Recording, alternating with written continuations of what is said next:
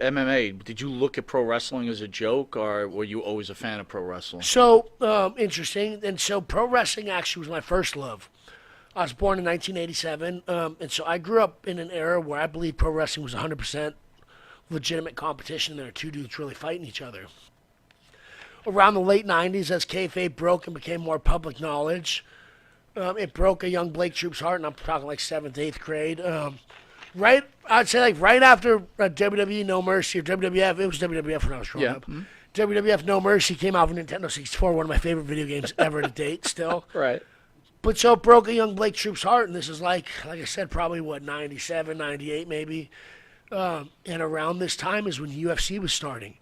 And early UFC was wild. For the people who didn't like, given it's fighting people now, but like there were like no weight classes. There were almost no rules. You could punch a dude in the dick. Like, Blake, I gotta tell you, I remember when I guess it was on pay-per-view, and we used to have those hot boxes. Remember when you used to press the button in the back and get all free pay-per-views? Yeah, the black box, throwback. Yeah. Like, this is where we're dating ourselves here. Severin was fighting some guy, and Severin was killing this guy. I'm like, where's the referee? Stop the German suplex. Oh, he was punching. I was like, this is insane. This is madness. But go ahead, man. I'm sorry. But so, this is when UFC, and like I said, early UFC was kind of wild. Me personally, I'm a purist. I'd rather see guys with no gloves, kicking the head to a down opponent, XYZ. But at the same time, I don't think it's super socially acceptable. Back then, it was wild. So it stole young Blake Troop's heart. Like, I went from watching pro wrestling, which I believed in 100%. Kayfabe breaks, don't feel the same way about it. Now UFC comes out, steals my heart. This is right around the time my friend's like, hey, I want to do kickboxing to lose weight. And I just happened to go to a legit fight gym with, like, legitimate people. Way before fighting was, like, established or, like, mainstream. And so it stole my heart for a very long time. And I wouldn't say I thought pro wrestling was stupid, but I grew away from it because it wasn't real sports to me anymore, competition. As I got older, particularly 2014, 2015, I started seeing a lot of guys, I started noticing more guys that were bringing the entertainment value of professional wrestling personalities to combat sports. Tito Ortiz is one of the old school guys. Chael Sonnen's another guy. Conor McGregor's another guy who was really coming up at that point in time. You know, and can Conor McGregor or Chael Sonnen or Tito Ortiz, can they fight? Yeah. The first three most important things being a fighter: being able to fight, being able to fight, and being able to fight. You can't do those three things, don't matter what else you can do. But if you can do those and you can be entertaining, then you absolutely put yourself in positions where Conor was getting, in my opinion, favorable matchups, and they're getting catapulted through the rankings because they wanted him to win.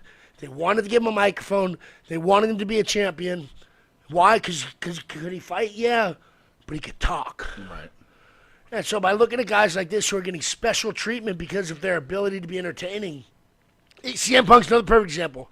CM Punk did not fight in the UFC because of his accolades and being a fight competitor. And I'm not bashing him. Mm-hmm. CM Punk got the ability to debut in the UFC because he's going to put asses in seats. At the end of the day, the UFC is trying to make fucking money and sell pay-per-views. Do you think the UFC tried to give Punk the easiest match possible and he still couldn't win because he wasn't that tough of a guy? I think the easiest match possible, then still respecting the integrity of the UFC. They didn't give him some total bum. They gave him two guys that were decent guys. They weren't, Mickey Gall was a brown belt in jiu-jitsu. Like, I don't care what anybody says. So he had to fight legitimate guys. Yeah, I think it still respected the integrity of the UFC's spirit of competition. I don't think it was a complete gimme. I think they tried to give him guys that wouldn't go in and wreck him, but at the same time, they shouldn't. They wanted him to win the match, because the guy's entertaining. So let's give him someone there is a chance. It should be a good matchup. Yeah, right, gotcha. Because no offense to CM Punk, but they could have given him somebody who would have blown him out of the water. But they gave him some guys that he could be competitive with. And I'm not bashing CM Punk, and I have all the respect in the world for CM Punk for getting in there and fighting people. But what I took away from that was, if you're able to sell pay-per-views and get asses in seats and get people interested in what you're doing, then it's going to massively benefit your in-ring career and maybe even make that in-ring journey slightly easier than if you're only fighting to get to the top. Because if you're fighting and being entertaining to get to the top, you'll get there way easier. So instead of hating on these guys getting opportunities that I wish I had, right, which brings back to the CM Punk thing where, like, you're going to debut in the UFC, bro. I've been training for 15 years, and, like, I haven't made it to the UFC. Like, there was a little bit, and I don't want to say, like, hate or spite, but almost like I should be getting that opportunity. And instead of sitting there and being like, oh, me, where, how do I get special treatment too? Oh, I got to be more entertaining. I got to be able to, like, cut promos, blah, blah, blah. And that's 100% why I created Bulletproof Troop LLC. And Bulletproof Troop, the character, started in 2014 after watching Conor McGregor and being like, I need to figure out my way to do something similar to that, which brought me back to my first love of professional wrestling. I essentially created a professional wrestling personality in combat sports, like Bulletproof Troop, known for dropping warheads on people's foreheads, baby.